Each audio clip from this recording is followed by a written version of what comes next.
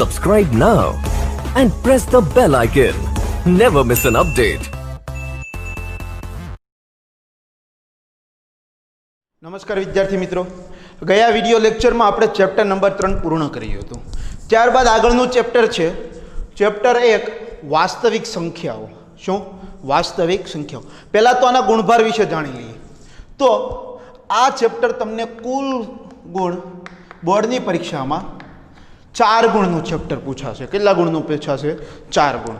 જેમાંથી તમને વિભાગ બી માં 2 માર્ક્સના કેટલા દાખલા આવશે? 2. એટલે ટોટલ કેટલા થઈ જશે? 4. હું 2 માર્ક્સના કેટલા દાખલા આવશે? 2.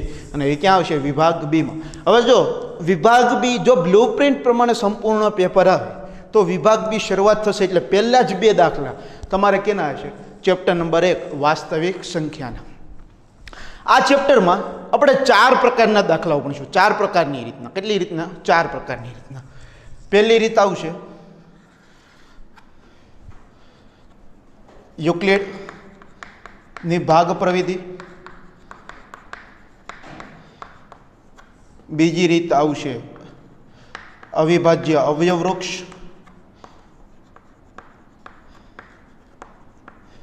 ત્રીજી રીત આવશે સાબિતી. અને ચોથી રીત આવશે દશાંશ નિરૂપણની. એની રીત આવશે દશાંશ નિરૂપણ. જેમાંથી દશાંશ નિરૂપણને ક્યારેય દાખલા પૂછાતા નથી. હા, ઇન કેસ જો 1 માર્કમાં ક્યારેક સવાલ આવે કે બ્લુપ્રિન્ટ પ્રમાણેની થોડુંક ટ્વિસ્ટ કરીને પૂછે તો 1 માર્કમાં તમને પૂછાઈ શકે. બાકી આ 3 રીતના ફરજિયાત દાખલા છે. એક યુક્લિડની ભાગ પ્રવિધિ, બીજું અવિભાજ્ય અવયવ વૃક્ષની મદદથી લસા અને ગુસા શોધો, અને ત્રીજી રીત કઈ હશે? સાબિતીના દાખલાઓ. જે આગળ આપણે જોશું. ફરજિયાત સાબિતીનો એક દાખલો હશે જ તે. ફરજિયાત સાબિતીનો એક દાખલો હશે જ તે. જે ઇઝી છે, આપણે આગળ જોઈશું ત્યારે જોઈ લેજો. ત્યારબાદ હવે ચેપ્ટર 1 વાસ્તવિક સંખ્યા. તો તમે 9મા ધોરણમાં ચેપ્ટર 1 બધી પ્રકારની સંખ્યાઓ વિશે માહિતી છે કે સંખ્યા પદ્ધતિ આવતી આપણે, કે પ્રાકૃતિક સંખ્યાઓનો ગણ, પૂર્ણ સંખ્યાઓનો ગણ, પછી પૂર્ણાંક સંખ્યાઓનો ગણ, સમય સંખ્યાઓનો ગણ, અસમય સંખ્યાઓ, વાસ્તવિક સંખ્યાઓ. રેડી? તો એમાં જોઈએ કે પ્રાકૃતિક સંખ્યાનો ગણ. કોનો ગણ? પ્રાકૃતિક સંખ્યાનો ગણ, જેને કેપિટલ એન વડે દર્શાવવામાં આવે છે. કેની વડે દર્શાવવામાં આવે છે? Capital N. અને પ્રાકૃતિક સંખ્યાના ગણમાં કોનો સમાવેશ થાય? તો કે બધી જ ધન પૂર્ણાંક 1, 2, 3, 4, 5 એમથી લઈને અનંત સુધીની. ત્યારબાદ પૂર્ણ સંખ્યાનો ગણ. કેનો ગણ? પૂર્ણ સંખ્યાનો, જેને દર્શાવવામાં આવે છે કેપિટલ ડબલ્યુ વડે. તો પૂર્ણ સંખ્યાના ગણમાં કોનો સમાવેશ થાય? બધી જ ધન સંખ્યાનો પ્લસ બીજું વધારાનું કોણ આવે? 0. તો 0, 1, 2, 3, 4, 5 એમ અનંત સુધીની સંખ્યા આવે. ત્યારબાદ પૂર્ણાંક સંખ્યાઓનો ગણ. પૂર્ણાંક સંખ્યાનો ગણ, જેને કેની વડે દર્શાવવામાં આવે છે? Z વડે. તો પૂર્ણાંક સંખ્યામાં કોનો સમાવેશ થાય? તો કે બધી જ ઋણ 0 અને બધી જ ધન સંખ્યાઓનો. તો કઈ આવશે? કે માઇનસ અનંત સુધીની, -2, -1, 0, 1, 2 થી લઈને પ્લસ અનંત સુધીની બધી જ સંખ્યાઓ આવશે. ત્યારબાદ સમય સંખ્યાઓનો ગણ.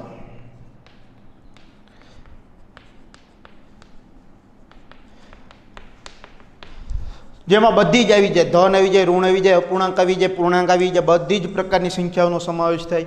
ત્યારબાદ વાસ્તવિક સંખ્યાઓનો ગણ. કોનો ગણ? વાસ્તવિક સંખ્યાઓનો ગણ, જેને દર્શાવાય છે કેપિટલ આર વડે, રિયલ નંબર્સ. રેડી? સમય સંખ્યાને કહેવાય રેશનલ નંબર્સ. ઓકે, અને આ વડે દર્શાવશું. તો આ તો બધી બેઝિક માહિતી હતી કે આના વિશે તમને ખબર હોવી જોઈએ કે પ્રાકૃતિક સંખ્યા છે તો એમાં બધી ધન પૂર્ણાંક સંખ્યાનો સમાવેશ. પૂર્ણ સંખ્યા છે તો એમાં બધી ધન પ્લસ 0નો સમાવેશ થાય. પૂર્ણાંક છે તો બધી ઋણ, ધન અને 0નો સમાવેશ થાય. સમય સંખ્યામાં બધી જ ઋણ, ધન, પૂર્ણાંક મિશ્ર બધી સંખ્યાઓનો સમાવેશ થાય. જ્યારે વાસ્તવિક સંખ્યા છે એ 4 ગણનો સમાવેશ કેમાં થઈ જશે? આ આર વાસ્તવિક સંખ્યાના ગણમાં એનો સમાવેશ થઈ જશે. હવે આપણે ચેપ્ટરની શરૂઆત કરીએ જો આ બધી બેઝિક માહિતી હતી એટલા માટે આની બહુ થિયરી આપણે લખી નથી અને બહુ કામની વસ્તુ પણ નથી. આ અમુક છે બેઝિક નોલેજ માટે, અને આની વિશે તમને ખબર જ હોવી જોઈએ કારણ કે તમે 7મા ધોરણથી ભણતા આવો છો. એટલા માટે આના વિશે વધારે આપણે ચર્ચા કરતા નથી. હવે સીધા ચેપ્ટર ઉપર જ જઈએ. તો ચેપ્ટર પહેલું જ આવે છે પ્રમેય 1.1, જેને કહેવાય છે યુક્લિડના ભાગાકારનું પૂર્વ પ્રમેય. શું કહેવાય છે? યુક્લિડના ભાગાકારનું પૂર્વ પ્રમેય. તો આ પ્રમેય કહેવા શું માંગે છે કે આ પ્રમેયનો અર્થ શું થાય? તો જો આ પ્રમેય તમારે સાબિતી કરવાના કે નથી યાદ રાખવાના, તો ચોપડીમાં આપણને આપ્યું છે. એટલા માટે જોઈએ છીએ કે આપેલ ધન પૂર્ણાંકો A અને B એવા મળે કે જેથી અનન્ય અનઋણ પૂર્ણાંક શું થાય? A બરાબર BQ પ્લસ R થાય. શું થાય? A બરાબર BQ પ્લસ R થાય. શું થાય? A બરાબર BQ પ્લસ R. આ આપણી માટે અગત્યનું છે. શું? A બરાબર BQ પ્લસ R. આને તમારે બીજું કેવું હોય ને તો આમ કહી શકાય કે યુક્લિડની ભાગવિધિ પ્રમેય શું છે? તો કે A બરાબર BQ પ્લસ R. શું છે? A બરાબર BQ પ્લસ R. હવે A એટલે શું, B એટલે શું, Q એટલે શું અને R એટલે શું? તો જોઈએ. A છે એને કહેવાય ભાજ્ય. શું કહેવાય? ભાજ્ય. B છે તો એને કહેવાય ભાજક. શું કહેવાય? ભાજક. Q છે તો એને કહેવાય ભાગફળ, અને R છે તો એને શું કહેવાય? શેષ. શું કહેવાય? શેષ. હવે સાદા ભાગાકાર આપણે જોઈએ કે ચાલો 36ને મારે 5 વડે ભાગવા છે. કેટલા વડે ભાગવા છે? 5 વડે. તો ભાગ ચાલશે 5 સત્તા 35. કેટલી શેષ વિધિ? એક વિધિ. તો આ જે 36 અંદરની જે સંખ્યા છે એ તમારું શું થશે? ભાજક થશે. બહાર જે સંખ્યા છે શું થશે? ભાજ્ય. ઉપર શું છે? ભાગફળ, અને નીચે શું આવશે? શેષ. આની વિશે તો તમને માહિતી ખબર જ છે. બસ તો આમાં આપણે પણ આવા જ દાખલા ભાગાકાર જ નકરા કરવાના છે. શું કરવાના છે? નકરા ભાગાકાર જ કરવાના છે. તો અહીંયા જો હવે ભાજ્ય અને ભાજક શોધતા ન આવડે રકમમાં તો શું કરવાનું? તો એને આપણે બીજી રીતે લખી નાખીએ કે ભાજ્ય અથવા તો શું યાદ રાખવાનું? A બરાબર મોટી સંખ્યા. શું યાદ રાખવાનું? મોટી સંખ્યા. ભાજકમાં શું યાદ રાખવાનું? અથવા કરીને નાની સંખ્યા. શું યાદ રાખીશું આપણે? નાની સંખ્યા. શું? A બરાબર ભાજ્ય, B બરાબર ભાજક, Q એટલે ભાગફળ તો આપણને ખબર જ હોય છે, અને R એટલે શેષ એ પણ આપણને ખબર જ હોય છે. હવે જો ભાજ્ય અને ભાજક ન યાદ રહે તો A એટલે શું યાદ રાખવાનું? મોટી સંખ્યા. B એટલે નાની સંખ્યા. Q એટલે ભાગફળ ક્યારે મળે? કે જ્યારે મોટી સંખ્યાનો ભાગાકાર તમે નાની સંખ્યા વડે કરો ત્યારે. અને R એટલે શું થાય? શેષ. હવે આ શેષ છે એની શરત છે કે જ્યાં 0 less than or equal to R less than B. શું? કે શેષની કિંમત છે એ 0 તો આવી શકે અથવા 0 કરતાં મોટી પણ આવી શકે. આનો અર્થ શું થાય? શેષની કિંમત છે એ 0 તો આવી શકે અથવા 0 કરતાં કેવી આવી શકે? મોટી. પણ B એટલે કે ભાજક કરતાં ક્યારેય મોટી આવે નહીં. ભાજક કરતાં ક્યારેય શેષ મોટી આવશે નહીં. આ એનો અર્થ થાય. અને આ શરત તમારે ખાસ યાદ રાખવાની છે. જો અહીંયા મેં ઇક્વલ ટુનું સાઇન છે, અહીંયા ઇક્વલ ટુનો સાઇન નથી, એટલા માટે કન્ફ્યુઝનમાં મુકાતા નહીં. હવે આમાંથી દાખલા કઈ રીતના પૂછાય? હડી જો આ ચેપ્ટરમાં આપણે છે ને મોટે ભાગે સ્વાધ્યાય તરીકે નહીં કરીએ. એક એક રીત આમ 4 રીત પાડી દીધી છે. 4 રીત વાઇઝ આપણે દાખલા કરતા જઈશું. પહેલી યુક્લિડની ભાગ પ્રવિધિની જ રીત જોશું નકરી. એના જેટલા પણ દાખલા છે એ બધા દાખલા ગણીશું. એ થઈ જાય પછી બીજી રીત લઈશું અવયવ ભાજ્ય અવયવ વૃક્ષ, અને ત્યારબાદ એ થઈ જાય ત્યારબાદ સાબિતીમાં. કેની સાબિતી? તો જોઈએ એક્ઝામ્પલ તરીકે કે નીચે આપેલી સંખ્યાઓનો ગુસા યુક્લિડની ભાગ પ્રવિધિની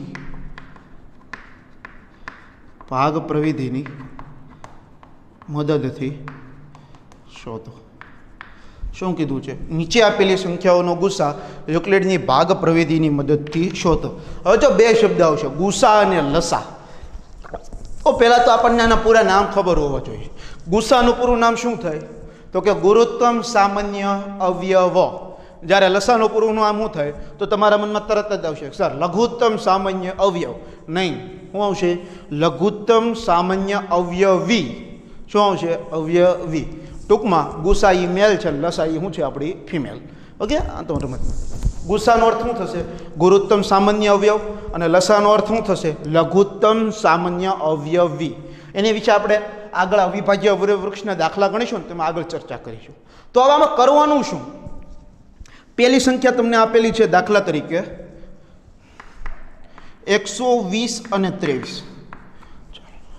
આનો તમારે ગુસા શોધવાનો છે. શું કરવાનું છે? ગુસા શોધવાનો છે. તો કઈ રીતે? પણ જો રકમમાં સ્પષ્ટ ઉલ્લેખ કર્યો છે સૂચનામાં કે યુક્લિડની ભાગ પ્રવિધિની મદદથી. કોની મદદથી? યુક્લિડની ભાગ પ્રવિધિની મદદથી. તો આપણે અહીંથી શરૂઆત કરીએ તો આપણને યુક્લિડની ભાગ પ્રવિધિનું સૂત્ર ખબર હોવું જોઈએ. તો એનું સૂત્ર શું છે? a બરાબર bq પ્લસ r. શું છે? a બરાબર bq પ્લસ r. તો અહીં લખીએ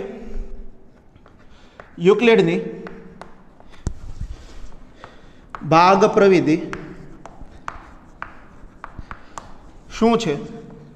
a બરાબર bq પ્લસ r. હવે જો ખાસ ધ્યાન આપજો, હું કિંમતો કઈ રીતે મૂકું છું. આપણને a b q અને r ની માહિતી છે. ભાઈ a એટલે ભાજ્ય. ભાજ્ય ન યાદ રહે તો હું યાદ રાખવાનું? મોટી સંખ્યા. દાખલો જેમ બને ને એમ સરળ જ ગણવાનું. ભલે આ રીતે યાદ રાખીએ, ચોપડીમાં આવું નથી આપ્યું, પણ આપણે જે આપણને સરળ પડે એટલા માટે આ રીતે આપણે કરીશું. b એટલે શું થાય? ભાજક. અથવા તો શું યાદ રાખવાનું? નાની સંખ્યા. ચાલો, તો a બરાબર bq પ્લસ r લખ્યું છે. હવે અહીં જો સ્ટેપ બાય સ્ટેપ ચાલતા જજો. એ આવ્યું. એ એટલે શું હતું? મોટી સંખ્યા. તો આ જે બે રકમ આપી છે કિંમતો, એમાં મોટી કોણ છે? તો કે 120. ચલો મૂકો. બરાબર. બી એટલે શું થાય? નાની સંખ્યા. તો નાનું કોણ વહીજું? 23. હવે અહીં જુઓ, બી અને ક્યુ એકબીજા સાથે ગુણાકાર સ્વરૂપમાં છે. તો બી ગુણ્યા આપણે આર. હવે ક્યુ એટલે શું થાય? ભાગફળ. તો ભાગફળ તો રકમમાં આપ્યું નથી, તો મેળવવાનું કઈ રીતે? મોટી સંખ્યાનો ભાગાકાર કેની વડે કરવાનો? નાની સંખ્યા વડે. ચાલો, જો પોઈન્ટમાં નથી લાવવાનું, પોઈન્ટમાં નથી લાવવાનું. શું? ભાગાકાર તમારે પોઈન્ટમાં લાવવાનો નથી. ખાલી સિમ્પલ સાદો જે તમે ચોથા પાંચમા ધોરણમાં કરો છો ને એવો જ ભાગાકાર કરવાનો. અને આમાં આપણે નકરા ભાગાકાર જ કરવાના આવશે. જો 120 ને 23 વડે ભાગીએ તો 23 દુ 46, 23 ચોક 92, 23 પંચા વડે ભાગ ચલાવે આઈ થિંક ચાલી જશે. 5 તેરી 15, 5 દુ 10, 10 ને 1 11, 115. હા, 23 પંચા કેટલા થાય? 115. શું થાય? 23 પંચા 115. કેટલા વૈજા? 5 વૈજા. બાદ બાકી જો તમારે આગળ પોઈન્ટ નથી લાવવાનો. કેમ? કારણ કે સૂત્રમાં ક્યુ એટલે ભાગફળ પ્લસ આર એટલે શું જોતું છે? શેષ જોતી છે. તો હવે આગળ ભાગ ચલાવવાનો નહીં, અહીંયા પોઈન્ટ મૂકીને અહીંયા મીંડું મૂકીને એમ કરવાનું નથી. આ ચોથા ધોરણનો ભાગાકાર કરવાના. હવે આવું જ કરવાનું બધા એમાં.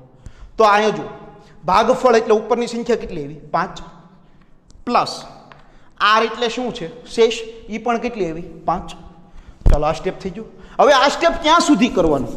કે જ્યાં સુધી અહીંયા શેષ 0 ન આવે ત્યાં સુધી. હવે અહીં જો, અહીંયા તો 0 ન આવી, ત્યારબાદ આગળનું સ્ટેપ શું કરવાનું?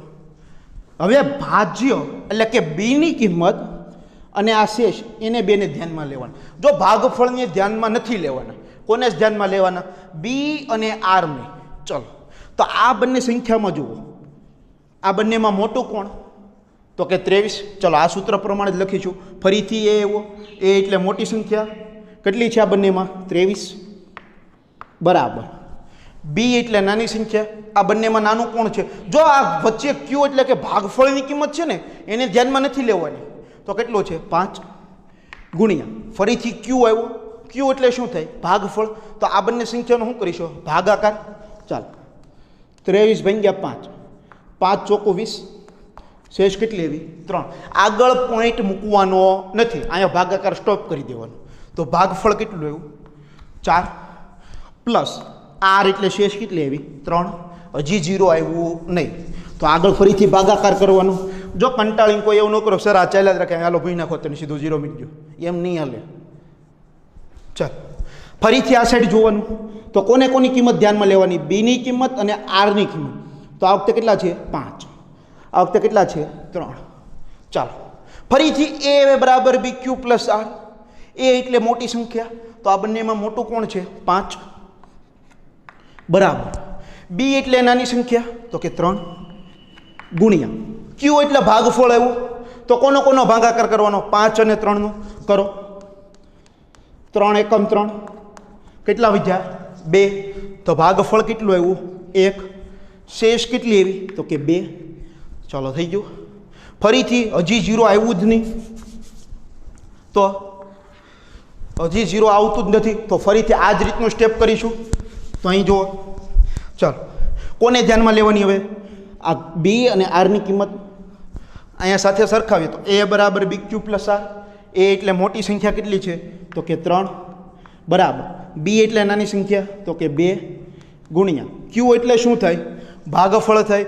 તો કઈ રીતે મળશે? 3 અને 2 નો શું કરવાનો? ભાગાકાર. ચાલો 2 એકુ 2 કેટલા વધ્યા 1. તો ભાગફળ કેટલું આવ્યું 1 પ્લસ શેષ કેટલી આવી 1. તો હજી થશે નહીં, 0 આવ્યા નહીં. ચાલો ફરીથી આ બીની કિંમત અને આરની કિંમત ધ્યાનમાં લેવાની. ચાલો ફરીથી આ બંનેમાં મોટું કોણ છે 2 બરાબર. બી એટલે નાની સંખ્યા, તો કે 1 ગુણ્યા ભાગફળ. તો 2 અને 1 નો ભાગાકાર કરવાનો. ચાલો 1 ના ઘડિયામાં 2 ક્યાં આવે? 1 2 2, શેષ આવી ગઈ 0. ભાગફળ કેટલું આવ્યું 2 પ્લસ શેષ કેટલી આવી 0. ચાલો થઈ ગયું. હવે આગળ કરવાનું નહીં, આ થઈ ગયો ભાગફળ. હવે શું કરવાનું? તો કે ગુસા શોધવાનો છે. તો અહીં નીચે લખવાનું ગુસા કોનો શોધવાનો છે? તો કે 120 અને 23. જો હવે ગુસા શોધવા માટે બે વસ્તુ કહ્યું તમને. કાનકર ચોપડી પ્રમાણે હું તમને એમ કહું કે છેલ્લા સ્ટેપમાં જે શેષ 0 આવે એ પદમાં જે તમારે બી હોય એ તમારો શું થશે? ગુસા. એટલે કે જે ભાજક હોય એ તમારો શું થશે? ગુસા. તો અહીં ભાજક કેટલો છે? 1. તો આપણો ગુસા કેટલો આવશે? 1. અને જો આવું મગજમાં ન યાદ રહેતું હોય, ખોટી બહુ વધારે પડતી મગજમારી ન કરવી હોય દાખલામાં, તો અહીં જો 0 આવી જાય. 0 ની ઉપર કોણ સંખ્યા છે? 1. તો તમારો ગુસા કેટલો આવશે? 1. આ મેં પહેલાં કીધું એ ચોપડી પ્રમાણે, આ આપણી રીતે જવાબ બહાર જ લેવા દેવા છે. દાખલાની રીતે સાચી છે, તો જેમ બને એમ દાખલો સરળ જ ગણવાનો. ખોટી બહુ વધારે દાખલો આવડે છે તો સાઈન હાર્ડ કરવાનો નહીં. હું યાદ રાખવાનું કે છેલ્લા પદમાં જે પદમાં શેષ 0 આવી જાય એ પદમાં જે ભાજક હોય એ આપણો શું થાય? ગુસા. તો આ પદમાં છેલ્લા પદમાં શેષ 0 આવી ગઈ, એમાં ભાજક એટલે કોણ? બી. તો બીની કિંમત કેટલી છે? 1. તો ગુસા કેટલો આવશે? 1. અને એ રીતે ન યાદ રહે તો શું યાદ રાખવાનું કે ઉપરના આ 0ની ઉપર જે સંખ્યા હોય, 0ની ઉપરની જે શેષ, એ તમારો શું થાય? ગુસા. કેટલો થશે? 1 થશે. હજી એક એક્ઝામ્પલ જોઈએ કે આ સૂચના છે કે નીચે આપેલી સંખ્યાઓનો ગુસા યુક્લિડની ભાગ પ્રવિધિની મદદથી શોધો. રેડી?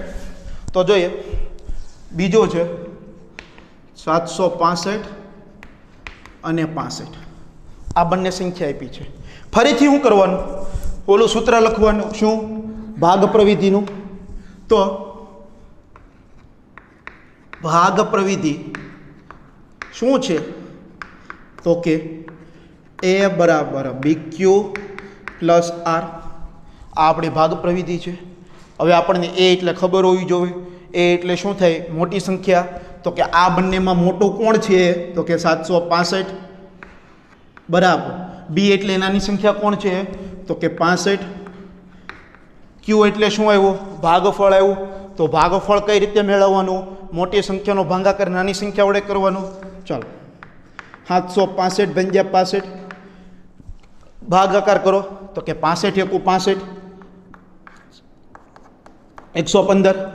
ચાલો હવે જો ભાગાકાર ફરીથી કરવાનું કારણ કે ભાગ ચાલે છે તો 65 એકા 65 65 દુ 130 તો એ ચાલશે નહીં તો 65 એકા 65 વડે જ ભાગ ચાલશે તો કેટલા આવશે 50.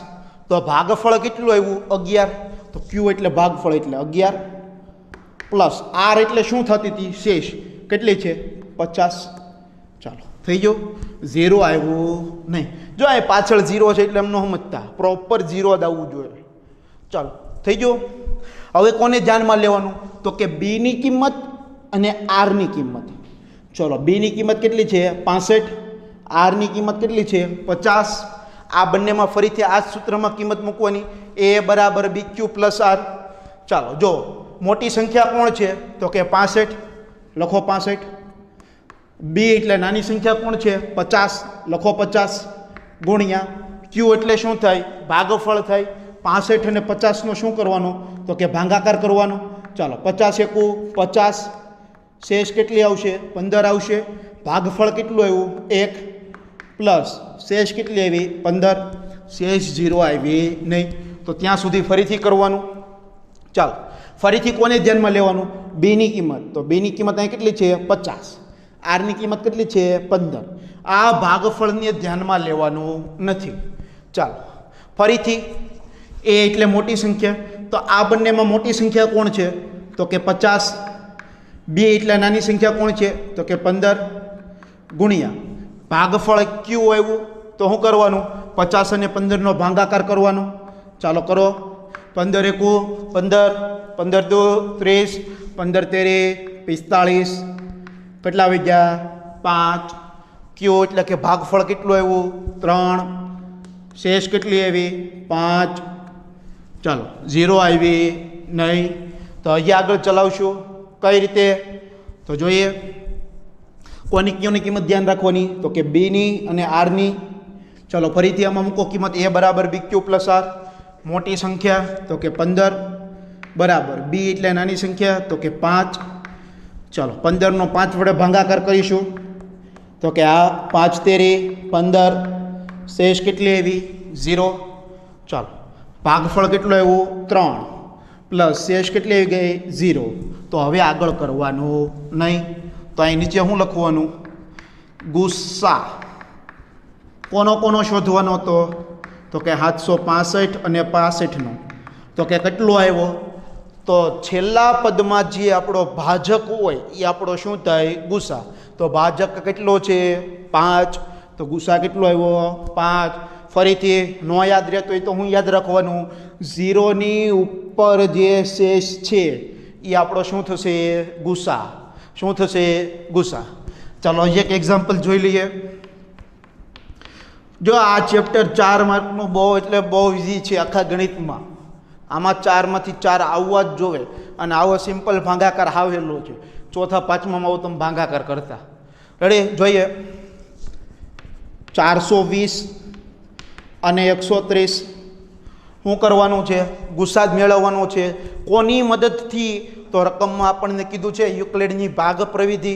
તો લખીશું કે યુક્લિડની ભાગ પ્રવિધિ તો કે શું છે તો કે એ બરાબર બી ક્યુ પ્લસ આર છે. એ એટલે શું થશે મોટી સંખ્યા થશે. આ બંનેમાં મોટું કોણ છે તો કે 420 છે બરાબર બી એટલે નાની સંખ્યા તો કે કોણ છે 130 છે ગુણ્યા ક્યુ એટલે શું થાય ભાગફળ થાય. તો 420 અને કોનો ભાગાકાર કરવાનો 130નો. ચાલો તો 130 તેરી 390 થાય. ચાલો બાદ બાકી કરો તો કેટલા આવે 30 આવે. કેટલા આવે 30. ચાલો ભાગફળ આપણનું કેટલું આવ્યું 3. શેષ કેટલી આવી તો કે 30. ચાલો આમાં 0 આવ્યું નહીં. શું આમાં 0 આવ્યું નહીં.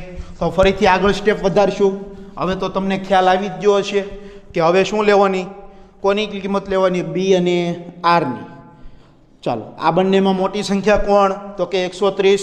તો અહીં 130 લખીએ બરાબર નાની સંખ્યા બી કોણ છે તો કે 30 છે. ક્યુ એટલે શું થાય ભાગફળ. તો 130 અને 30નો શું કરવાનો ભાંગાકાર કરવાનો. ચાલો તો 30 ચોકું 120 કેટલા આવશે 10. તો ભાગફળ કેટલું આવ્યું 4 પ્લસ શેષ કેટલી આવી આપણી 10 આવી ગઈ. ચાલો ફરીથી શેષ હજી 0 આવી નહીં, તો ફરીથી હજી આગળ વધવાનું. તો કે આ બી અને આરની કિંમત ધ્યાનમાં લેવાની. ચાલો તો બીની કિંમત હવે આપણી મોટી સંખ્યા થઈ જશે. આ સૂત્ર પ્રમાણે જ ચાલવાનું. એ એટલે મોટી સંખ્યા, તો આ બંનેમાં મોટો કોણ છે 30. ચલો 30 બરાબર બી એટલે નાની સંખ્યા, તો કે 10 ગુણ્યા ક્યુ એટલે શું થાય ભાગફળ. તો 10 તેરી 30, તો +3 ગુણ્યા 3 પ્લસ શેષ કેટલી આવશે 0 આવશે. ચાલો તો અહીં લખવાનું ગુસા 420 130. શું યાદ રાખવાનું કે શેષવાળા પદમાં જે ભાજક એટલે કે બીની કિંમત હોય એ આપણો શું થાય ગુસા થાય. તો આપણો ગુસા આપણને કેટલો મળશે જોવો તો ગુસા તમને કેટલો મળશે મળે છે કોઈને ગુસા કેટલો છે 10, અથવા હું યાદ રાખવાનું 0ની ઉપર જે શેષ હોય એ શું થશે તમારો ગુસા. તો આનો ગુસા કેટલો આવશે 10. ચાલો આ એક્ઝામ્પલ તમારી માટે 144 અને 233. તો હું કરીશું આ છેલ્લું એક્ઝામ્પલ. તો જોઈએ ફરીથી હું લખવાનું યુક્લિડની ભાગ પ્રવિધિ. ચાલો તો યુક્લિડની ભાગ પ્રવિધિ શું છે તો કે એ બરાબર BQ પ્લસ R છે. ચાલો એ એટલે શું થાય મોટી સંખ્યા. તો 144 અને 233માં મોટું કોણ છે તો કે 233. બી એટલે નાની સંખ્યા તો કે 144. ક્યુ એટલે શું થાય ભાગફળ. તો 233 ને કેટલા વડે ભાગીશું 144 વડે. 144 એકા 144, 144 ગુણ્યા 2 288. એના વડે ભાગ ચાલશે નહીં. ચાલો અહીંયા બાદબાકી કરીએ તો 13માંથી 4 જાય તો 9, અહીં 12માં 4 જાય તો 8. આ તો 1 થઈ જાય રેડી. તો ભાગફળ કેટલું આવ્યું 1. શેષ કેટલી આવી 89. ચાલો આગળ વધીએ. કોની કિંમત ધ્યાનમાં લેવાની બી અને આરની. ચાલો તો બીની કિંમત કેટલી છે 144. બી એટલે નાની સંખ્યા 89 ગુણ્યા ભાગફળ આવ્યું તો 144 અને 89નો શું કરીશું ભાગાકાર કરીશું. ચાલો તો 89 એકા 89, 89 દુ કેટલા થાય 178. તો એ ચાલે નહીં. તો 89 એકા 89, 14માંથી 9 જાય તો કેટલા આવશે 5. કેટલા આવશે 5. અહીંયા 13 થશે.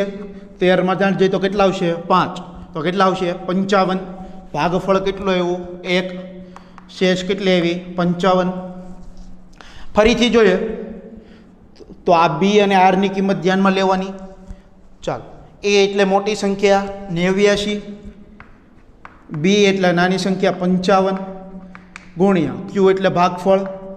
તો 89 ભાગ્યા 55, 55 એકા 55, 55 દુ 110. તો એ ચાલશે નહીં. તો 9માં 5 જાય તો 4, 8માં 5 જાય તો 3. તો શેષ કેટલી આવી હતી 34. ચાલો હજી કર્યા જ કરવાનું જો ભલે કંટાળો ન આવવો જોઈએ. એકની એક જ વસ્તુ છે. બી અને આરની કિંમત ધ્યાનમાં લઈશું. તો બીની કિંમત છે 55, આરની કિંમત છે 34.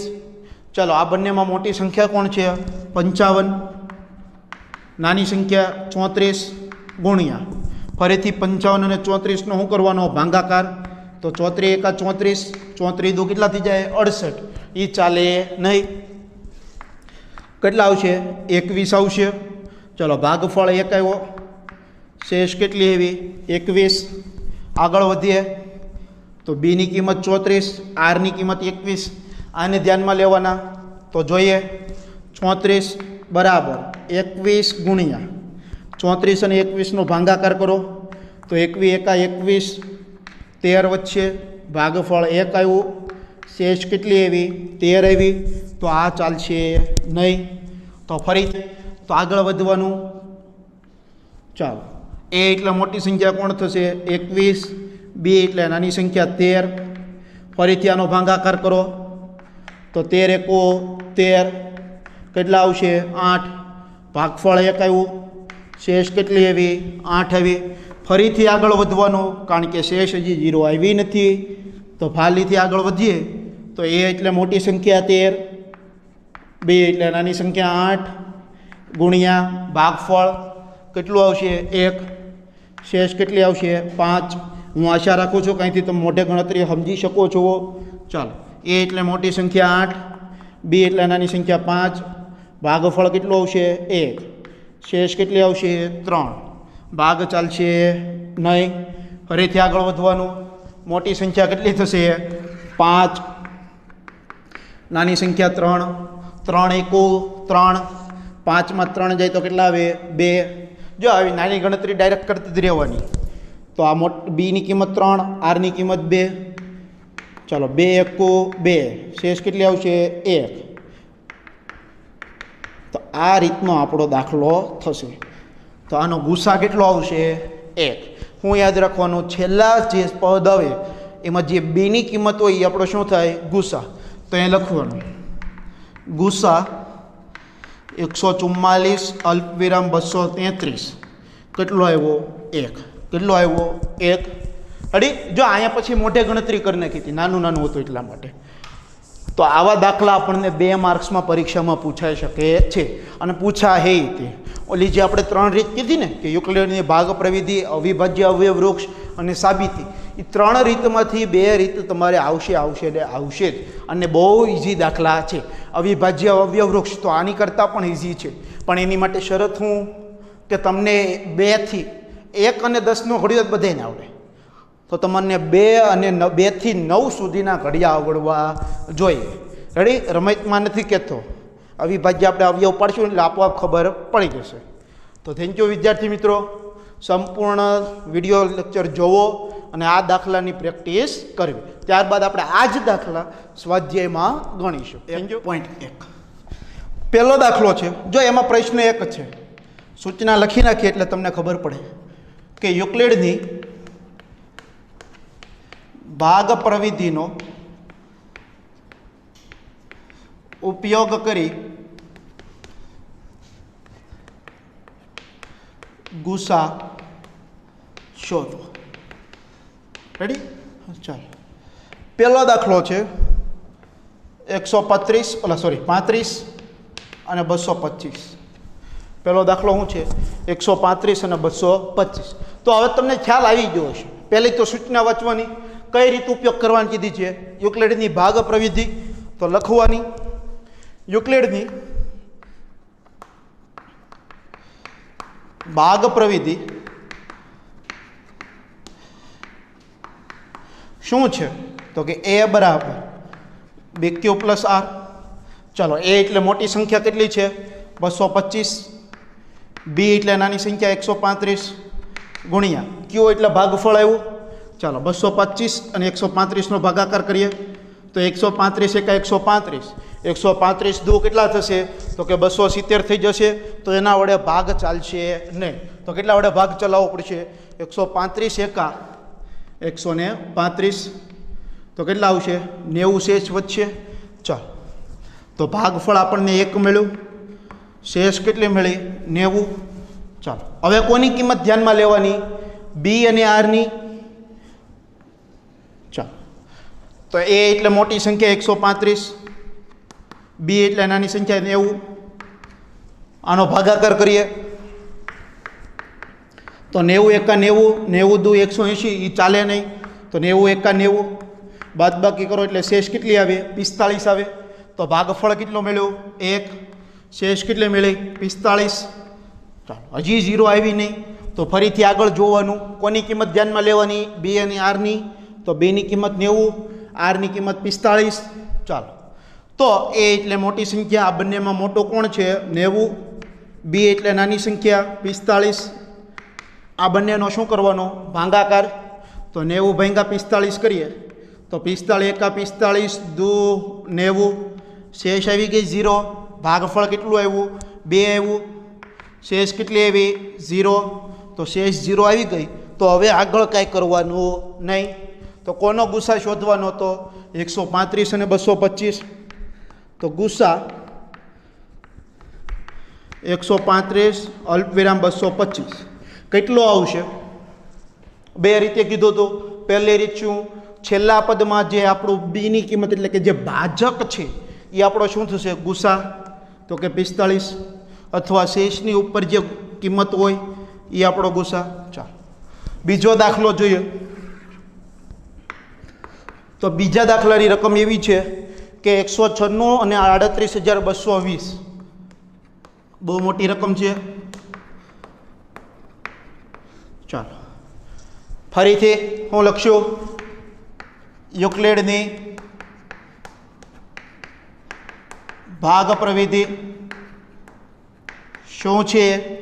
તો કે એ બરાબર BQ પ્લસ R છે. એ એટલે મોટી સંખ્યા 38,220 બરાબર. બી એટલે નાની સંખ્યા. હવે ક્યુ એટલે ભાગફળ. તો આ બંનેનો શું કરવો પડશે? ભાગાકાર. ચલો કરીએ. તો 196 એકા 196, 12 6 જાય તો 6, 17 9 જાય તો 8, 1 ઉપરથી નીચે આવ્યા 2. ચાલો હવે કેટલા આવડે ભાગ ચાલશે? તો કે 196નો ઘડિયો તો આવડે નહીં.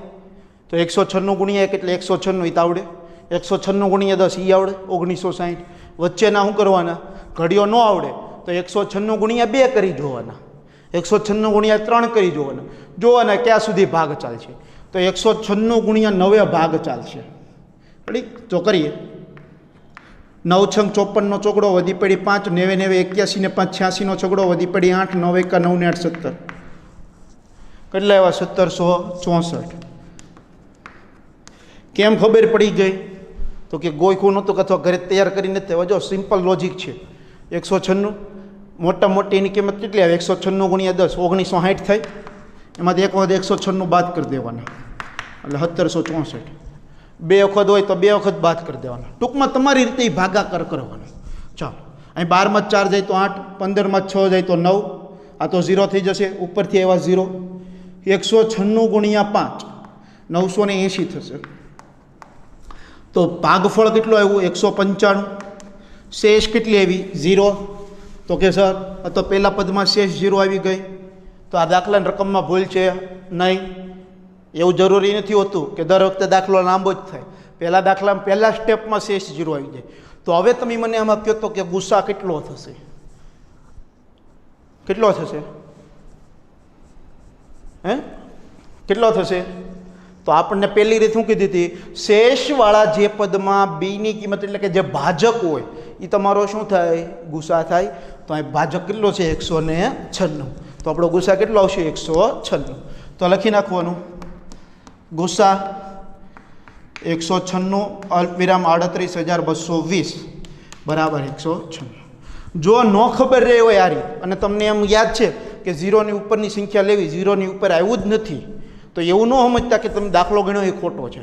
નો ગુસ્સા ગોતતા આવડે ને તો કાંઈ વાંધો નહીં, એટલું લખી નાખવાનું. તો એ બેમાંથી એક તો આપશે. તમે જો દાખલો ચોપડી મારીને વહી આવશો ને તો બેમાંથી તમને કાંઈ નહીં મળે. તો હાવ જવા કર દેવા કરતા એની ત્યાં 1 માર્ક આવી એ વધારે સારું. ચાલો ત્રીજો દાખલો. તો ત્રીજા દાખલાની રકમ એવી છે કે 867 અને 255. શું? 867 અને 255. કેટલા? 867 અને 255. તો આ દાખલો તમારે હોમવર્કમાં ગુણવાનો. ચોથો હવે એક્સ્ટ્રા દાખલા આપી દઈએ. તો 867 અને 225 પછી એક્સ્ટ્રા આપીએ તો 21 અને 18. હજી એક એક્સ્ટ્રા આપીએ તો 35 અને 7. હજી એક એક્સ્ટ્રા આપીએ તો 196 અને 43. રેડી? તો હું આશા રાખું છું આ 4 દાખલા તમે હોમવર્કમાં જાતે ગણશો અને હવે આવડી જ જશે. તો થેન્ક યુ વિદ્યાર્થી મિત્રો.